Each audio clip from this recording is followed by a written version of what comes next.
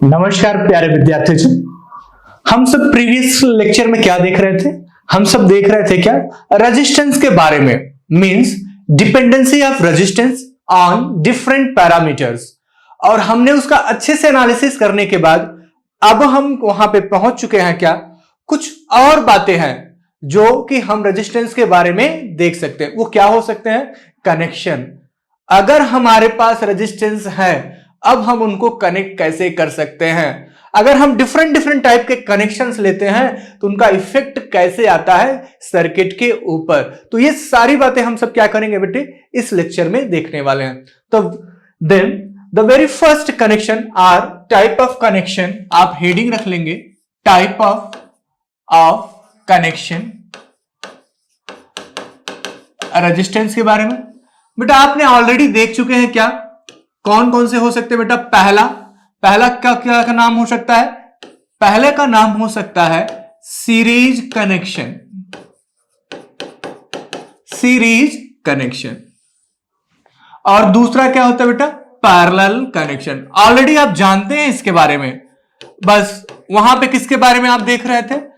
आप देख रहे थे किसके बारे में?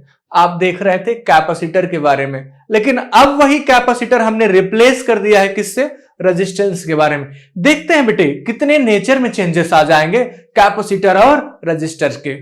तो ठीक है, तो पहला जो है आप सीरीज कनेक्शन को अगर कंसीडर करते हैं, सीरीज, तो देखिए बेटा सीरीज कनेक्शन क्या हो जाता है, यहां पर हेडिंग रख लेंगे सीरीज।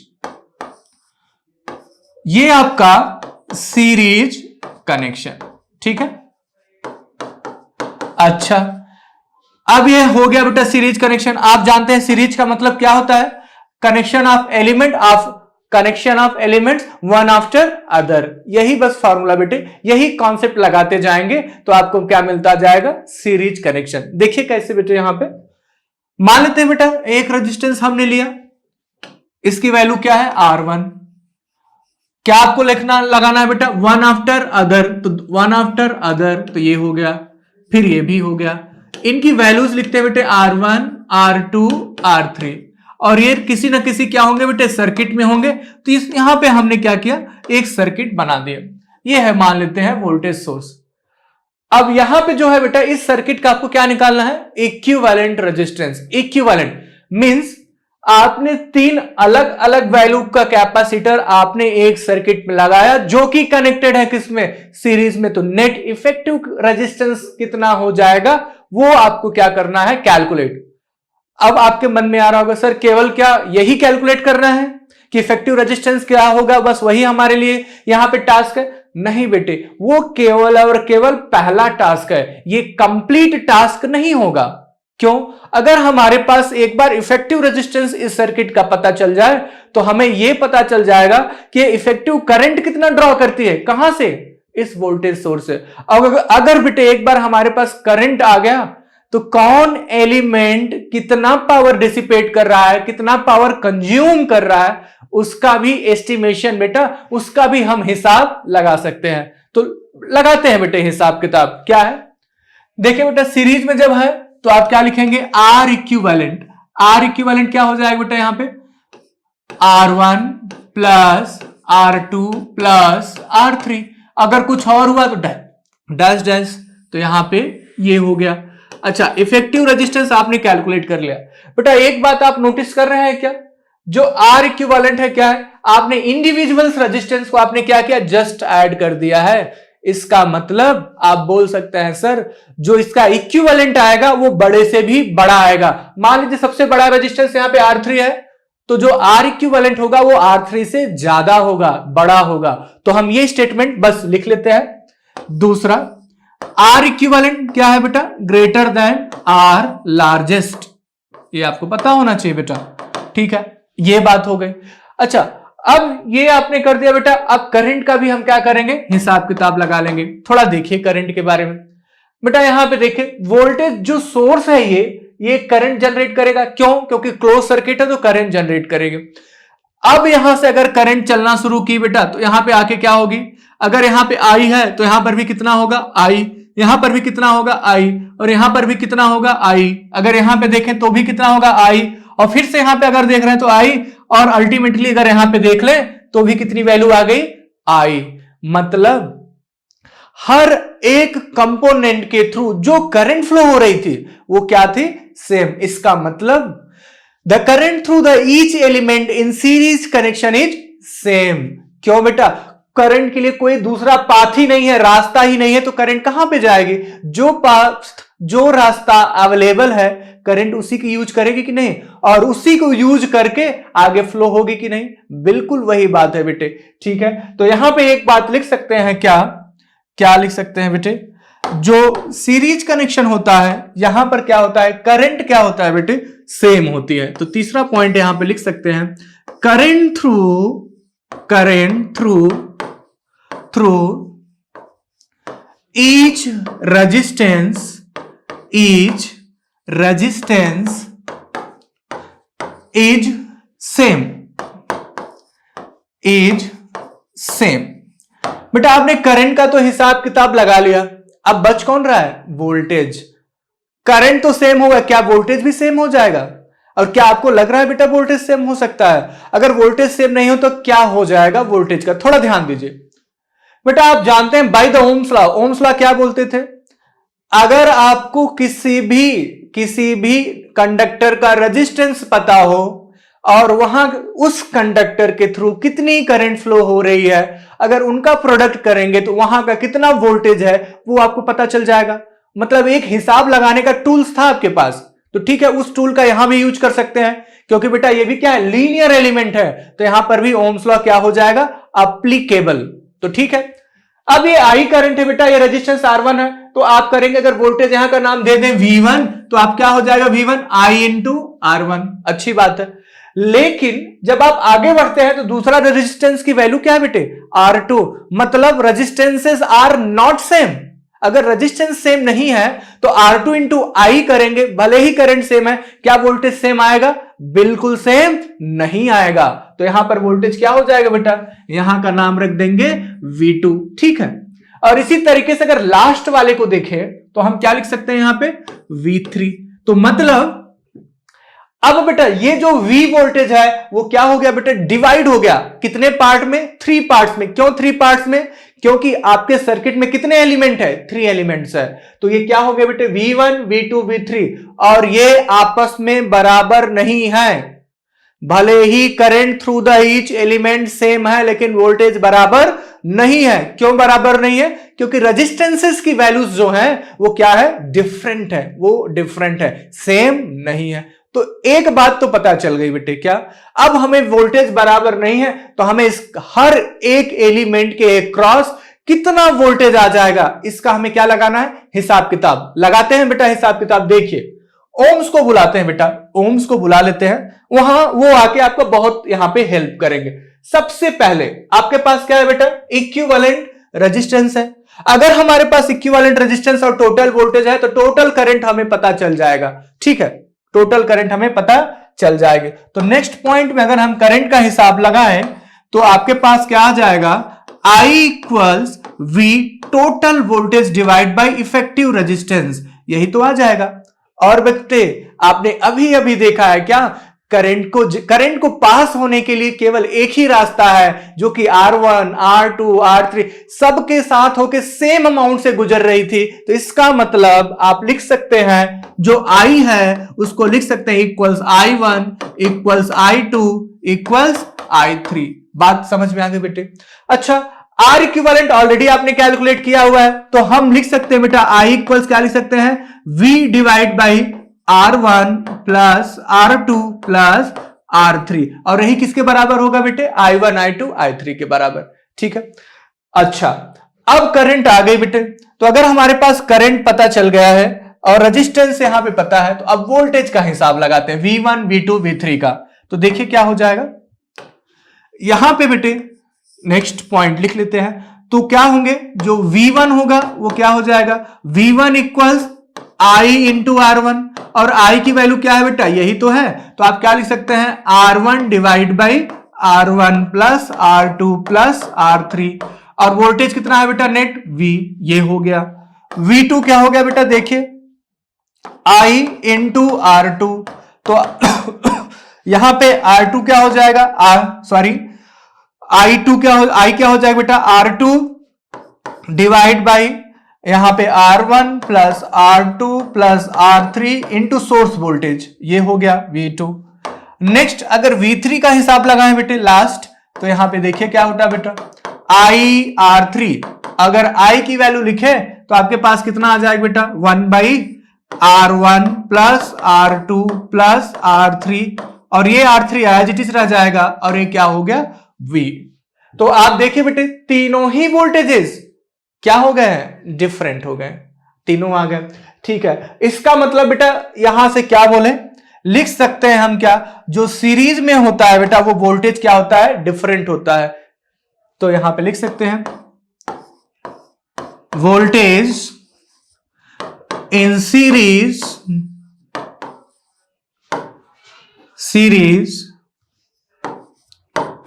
is different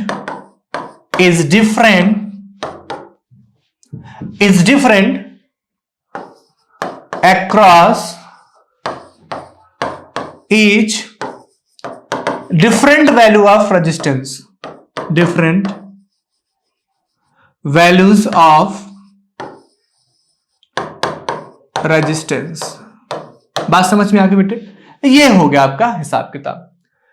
तो ये आपने देखा किसके बारे में, सीरीज के बारे में। तो सीरीज में बेटा करंट सेम, वोल्टेज डिफरेंट। अब इसी तरीके से बेटे हम सबको क्या देखना है, पैरेलल के बारे में, पैरेलल कनेक्शन। तो जो आपकी नेक्स्ट हेडिंग हो जाएगी बेटा वो हो जाएगा पैरेलल कनेक्शन। ठीक है, तो यहां पर जो पैरेलल कनेक्शन है तो क्या लिखेंगे, आप हेडिंग रख लेंगे पैरेलल कनेक्शन। अच्छा, अब पैरेलल है बेटा, जब पैरेलल की कनेक्शन होती है तो ये वन आफ्टर अदर नहीं होता है, सब एक साथ। जैसे हम बोले बेटा हम पैरेलल में खड़े हैं, तो यहां पे हम खड़े हैं तो हमारे बगल भी कोई खड़ा हो सकता है, इस साइड भी कोई खड़ा हो सकता है, सब एक साथ, ना कि वन आफ्टर अदर। ये वाली सीरीज नहीं चलेगी, वन आफ्टर अदर नहीं होगा, क्या होगा, सब एक साथ। देखिए तो यहां पे बेटा जो सोर्स होता है वो क्या होता है, रेफरेंस पॉइंट, ये हो गया आपका वोल्टेज हो गया। अब इसी के क्रॉस ये भी आ गया, देखिए। अब देखिए बेटा यहां पे अगर ये 5 वोल्ट होगा तो यहां पर भी कितना हो जाएगा, सेम, क्योंकि सेम वायर जा रहा है तो यहां पर भी सेम वोल्टेज आ जाएगा, तो V। इसी तरीके से क्या हो जाएगा बेटा, यहां पे ये रेजिस्टेंस है तो यहां पर भी कितना आ जाएगा बेटा, सेम वोल्टेज। इसका मतलब अगर यहां पर भी तीसरा ले लें बेटा, ये भी क्या हो जाएगा, सेम वोल्टेज, क्योंकि सेम वायर यहां से वहां गया हुआ है। तो ये हो गया R1, ये हो गया R2, ये हो गया R3। बात समझ में आ गई बेटा, यहां पे वोल्टेज तो सेम हो गया, लेकिन करंट के बारे में भी हिसाब लगा लेते बेटे। यहां पे अगर I करंट आ रही बेटा, तो देखिए I यहां पे पहुंची तो यहां पे कितने रास्ते हैं, या तो इधर से यहां रिटर्न हो जाए, या तो यहां से यहां रिटर्न हो, या यहां से यहां पे रिटर्न हो। इसका मतलब करंट को चलने के लिए 3 रास्ते हैं। तो क्या हो जाएगी बेटा, करंट अपने आप को क्या कर लेगी, डिवाइड कर लेगी। जिसमें जितना बड़ा रेजिस्टेंस, जिसमें जितना बड़ा ऑब्स्टेकल्स, करंट की वैल्यू वहां पे क्या हो जाएगी बेटा, उतनी कम। और जिसमें जितना कम रेजिस्टेंस होगा, करंट की वैल्यू वहां पे कितना हो जाएगी बेटे, उतनी ही ज्यादा हो जाएगी। और ये भी बेटा क्या होता है, ह्यूमन नेचर भी होता है। अगर आप किसी ग्रुप में बेटा ट्रेवल करते हैं तो कुछ बच्चे क्या करेंगे बेटा, कुछ ही लोग होते हैं जो सबसे कठिनाइयों वाला रास्ता सेलेक्ट करते हैं, ठीक है, और उसमें से कुछ होंगे बेटा क्या होंगे, मॉडरेट वाला रास्ता सेलेक्ट करते हैं। लेकिन मैक्सिमम लोग कौन सा रास्ता सेलेक्ट करेंगे, वन ऑफ द इजीएस्ट, जो सबसे सरल रास्ता होता है उसी को आप सेलेक्ट करते हैं। तो मैक्सिमम पर्सन उस सरल रास्ते से गुजर जाते हैं। तो ऐसे ही आप ध्यान रखेंगे, करंट कहां से मैक्सिमम फ्लो होगी, जहां पे क्या होगा, रेजिस्टेंस की वैल्यू सबसे कम। तो ठीक है, ये करंट्स हो गए। तो यहां पे इनका नाम देते हैं बेटा, ये R1 है तो ये I1 हो जाएगा, ये I2 हो जाएगा, और ये क्या हो जाएगा बेटे, I3 हो गई। ये हो गया। तो सबसे पहले हम सब क्या करेंगे, इक्विवेलेंट का हिसाब लगा लेते हैं। इक्विवेलेंट रेजिस्टेंस कितना आएगा, तो यहां पे जिसको बोल सकते हैं बेटा इफेक्टिव रेजिस्टेंस ऑफ सर्किट। तो पहला इक्विवेलेंट रेजिस्टेंस, इस सर्किट का इक्विवेलेंट रेजिस्टेंस, तो यहां पे क्या लिख सकते हैं बेटा, 1 divide by R equivalent equals कितना, थोड़ा देखिए, 1 divide by R1 plus 1 divide by R2 plus 1 divide by R3 plus dot dot dot. अगर और होता तो और इसमें ऐड कर देते। ठीक है, ये आपका क्या आ गया बेटा, इक्विवेलेंट रेजिस्टेंस। नेक्स्ट बेटा दूसरा पॉइंट अगर यहां पे देखें, जो आर इक्विवेलेंट यहां पे आएगा बेटा, जो इफेक्टिव रेजिस्टेंस आएगा उसकी वैल्यू क्या होगी, थोड़ा कंपेयर करेंगे। मान लेते हैं बेटा R3 सबसे बड़ा मान रहे थे, R1 सबसे छोटा, R1 यहां पे सबसे छोटा रेजिस्टेंस है, तो R इक्विवेलेंट कितना हो जाएगा बेटा, यहां पे जब आप कैलकुलेट करेंगे तो R इक्विवेलेंट छोटे से भी छोटा आता है। इसका मतलब इफेक्टिव रेजिस्टेंस क्या होता है बेटा, पैरेलल कनेक्शन से घट जाता है, यह आप ध्यान रखेंगे। तो मीनिंग इसी को मैथमेटिकल फॉर्म में लिख लेते हैं, क्योंकि बेटा मैथ क्या होता है, सबसे सिंपलेस्ट लैंग्वेज है किसी वैल्यू को लिखना या कंपेयर करना। ठीक है, तो यहां पे लिख लेते हैं R equivalent is less than R smallest. बात समझ में आ गया। अगर इनडायरेक्टली बोले क्या बेटा, जो पैरेलल कनेक्शन है वो किसके लिए यूज किया जाता होगा, to get smaller value of resistance. ठीक है, तो ये हो गया। ठीक है, नेक्स्ट बात कर देंगे बेटा वोल्टेज का। इसमें वोल्टेज कैसे क्या होता होगा, जस्ट अभी आपने एनालिसिस किया है। तीसरा, तो यहां पे देख रहे हैं बेटा, हमने लिया था क्या, ये है 5 वोल्ट आपका। अगर ये 5 वोल्ट है बेटा यहां पे, तो आप जानते हैं इस वायर के थ्रू भी कितना होंगे, 5 वोल्ट। यही सेम वायर यहां पे आया तो क्या हो जाएगा, 5 वोल्ट। फिर से वही वायर यहां पे आएगा तो फिर से क्या हो गया, 5 वोल्ट। फिर इधर से इधर गया तो कितना हो जाएगा, 5 volt. Means the voltage will be same across each resistance. ये बात समझ में आ गई। जबकि सीरीज में क्या हो रहा था वोल्टेज बेटा, डिवाइड हो रहा था, लेकिन यहां पे क्या हो रहा है, सेम हो रहा है। तो देख लेंगे बेटा, यहां पे लिख लेंगे। तो यहां पर जो वोल्टेज है बेटे, वोल्टेज है वो क्या होंगे, same. Voltage across each resistance is same. बात समझ में आ गई। और कितना होगा बेटा, V1 equals V2 equals V3 equals V। बात समझ में आ गई, ये हो गया। अच्छा, ये तो अच्छी बात है बेटा, इसका एस्टिमेशन करना हमारे लिए इजी हो गया, क्योंकि इस पैरेलल में सेम है तो कोई एस्टिमेशन करना ही नहीं है। नेक्स्ट, एस्टिमेशन किसकी करना है बेटे, हमें करंट, क्योंकि करंट क्या हो रही है बेटा, डिफरेंट पाथ से डिफरेंट अमाउंट ऑफ करंट क्या हो रही है, फ्लो हो रही है। तो हमसे क्या करना पड़ेगा, उसका हिसाब किताब लगाना पड़ेगा। तो लगा लेते हैं। तो यहां पर अगर करंट की बात कर ले बेटे, तो देखिए क्या हो जाएगा, 4th नंबर करंट। तो बेटा यहां पे करंट क्या हो जाएगी, पहले एक स्टेटमेंट लिख लेते हैं जिससे हमारे पास क्लियरिटी बनी रहे। Current is different through each element, बात समझ में आ गई बेटे। अच्छा, से डिफरेंट होगी, कितनी होगी ये भी लिख लेते हैं। क्या लिखेंगे बेटा, यहां पे I1 को क्या लिख सकते हैं, V1 डिवाइड बाई R1, और V1 की वैल्यू कितना है, V डिवाइड बाई R1। ये हो गया बेटा आपकी पहली करंट।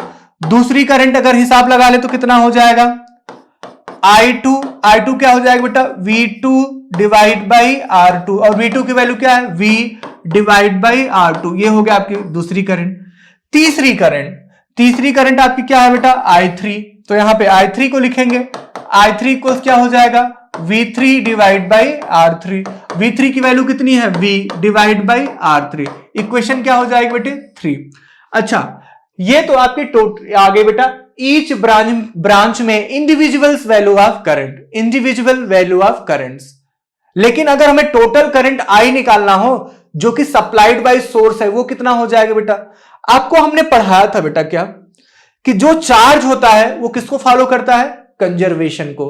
तो अगर बेटा चार्ज कंजर्वेशन को फॉलो करता है तो क्या करंट कंजर्वेशन को फॉलो नहीं करेगी, क्योंकि बेटा करंट क्या है, नथिंग बट क्या है बेटा, rate of flow of charge ही तो है। तो बस क्या करेंगे, यहां पे लिख लेंगे जो आपका I होगा बेटा, I वो आप लिख सकेंगे क्या, summation of all current I1 plus I2 plus I3। और बेटे सबसे बड़ी बात, तो इसका मतलब हमें टोटल करंट को कैलकुलेट करने के लिए हमें क्या करना पड़ेगा बेटे, इंडिविजुअल करंट कैलकुलेट करनी पड़ेगी, और उसको कैलकुलेट करने के बाद क्या करना पड़ेगा बेटा, समेशन लेना पड़ेगा, तब हमें टोटल करंट मिलेगी। ऐसा बिल्कुल नहीं है बेटा। अगर आपने इफेक्टिव रेजिस्टेंस कैलकुलेट कर लिया हुआ बेटा तो आप डायरेक्ट भी उसको यूज कर सकते हैं। कैसे? ये टोटल इक्वल्स क्या हो जाएगा बेटा, V divide by R equivalent. अगर आपके पास इक्विवेलेंट रेजिस्टेंस है तो हम ये बिल्कुल नहीं कहेंगे ईच ब्रांच की आप करंट निकालिए और फिर ऐड करिए टोटल वैल्यू निकालने के लिए, ऐसा बिल्कुल मत करिए। आप इक्विवेलेंट रेजिस्टेंस निकालिए और उसका क्या लेंगे बेटा, applied voltage divide by equivalent resistance, आपके पास टोटल करंट आ जाएगी। बस ऐसे कर लेना। तो ये आपके पास आ गया बेटा, ठीक है। ये रहा बेटा पैरेलल की कहानी। अब पैरेलल की कहानी में एक बेटा स्पेशल केस ले लेते हैं। क्या है स्पेशल केस, थोड़ा देखिए। यहां पे स्पेशल केस ये है कि अगर आपके पास केवल और केवल दो ही रेजिस्टेंस हो पैरेलल के अंदर, तो हम ठीक है, पैरेलल सर्किट के अंदर कितने रेजिस्टेंस हैं, दो है, तो दो ही ले लेते हैं, दो हो गए, ठीक है। यहां पे मान लेते हैं बेटा आपका वोल्टेज V है, यहां पे मान लेते हैं आपका करंट I है, इसकी वैल्यू मान लेते हैं R1 है और इसकी वैल्यू क्या है, R2 है। अब अगर आपको R इक्विवेलेंट बेटा यहां से निकालना हो तो आप क्या लिख सकते हैं, वही पुराना फॉर्मूला यूज करेंगे। तो आपके पास R इक्विवेलेंट क्या आ जाएगा, R1 R2 divide by R1 plus R2। बात समझ में आ गई? ये आपके पास क्या आ गया बेटा, R इक्विवेलेंट। ये बात समझ में आ गई।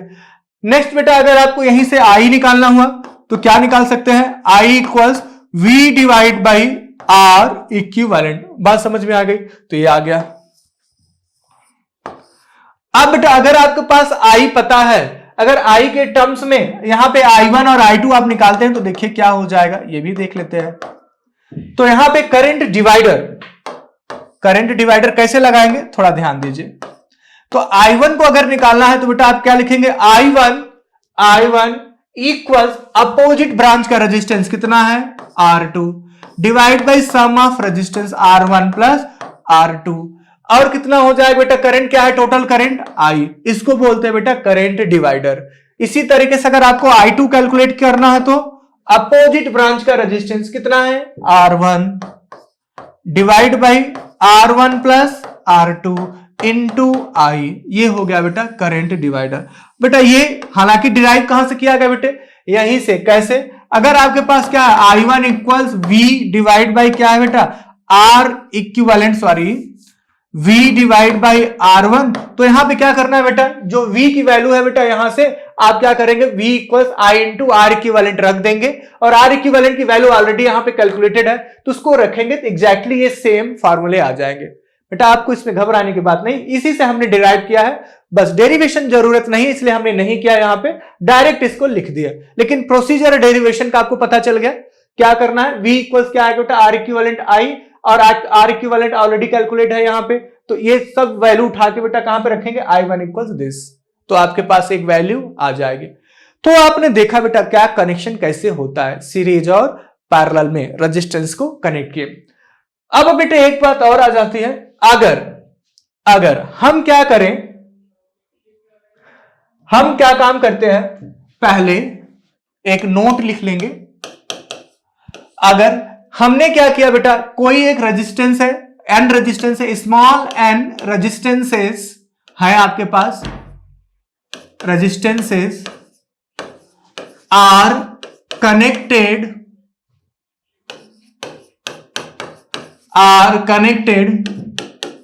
in series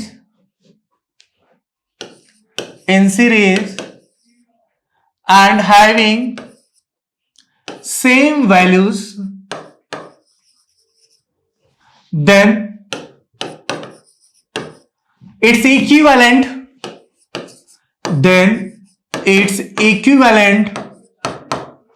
is कितना हो जाएगा बेटा, इस equivalent is RS। If same resistances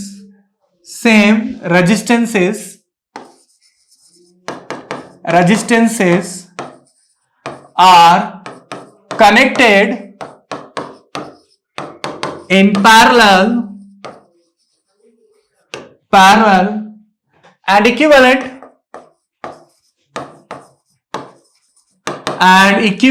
resistance is RP, then RS by RP आप लिख सकते हैं कितना आ गया बेटा n स्क्वायर। ध्यान रहे ये इतना हो जाए। क्यों बेटे, अगर सभी रेजिस्टेंस बराबर हैं और इनको सीरीज में कनेक्ट करेंगे तो आपके पास जो आर एस आएगा वो कितना आ जाएगा n इंटू आर। वही पैरेलल में कितना आ जाएगा बेटा r डिवाइड बाई n। ये ध्यान रहे बेटे, ये पैरेलल में है ये सीरीज में है। अगर आप इक्वल अमाउंट ऑफ रेजिस्टेंस क्या करते हैं बेटा कनेक्ट करते हैं कहां पे, पैरेलल में, तो r बाई एन होगा, सीरीज में करेंगे तो n by r, sorry n into r. तो ये आपकी वैल्यूज होंगे बेटा सीरीज, RS मतलब सीरीज, RP मतलब resistance in parallel, equivalent resistance in parallel. तो इसका आपने रेशियो लिया बेटा, आपके पास कितना आ गया n स्क्वायर।